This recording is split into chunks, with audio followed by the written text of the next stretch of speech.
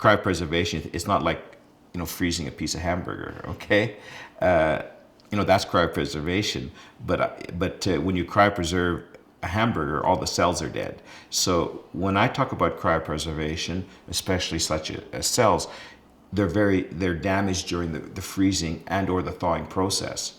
And so what we had to work out is a way to successfully cryopreserve that tissue. It turns out that you have to use cryoprotectants, to prevent freezing, such as ethylene glycol, for example. Not that dissimilar to what you use in your car, your radiator. If you don't want your radiator to, break in the winter, you have to use ethylene glycol. Well, so we used when we want to cryopreserve cells successfully, we have to use special cryoprotectants or antifreezes. Ethylene glycol, dimethyl sulfoxides, you have to add those.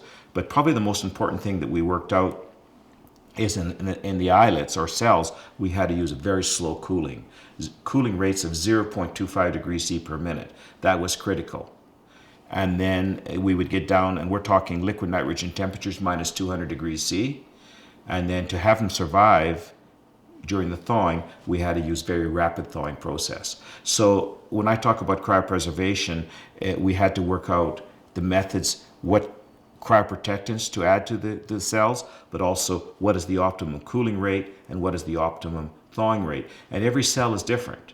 It turns out that if I want to freeze red blood cells, it's different than if I want to freeze islet cells.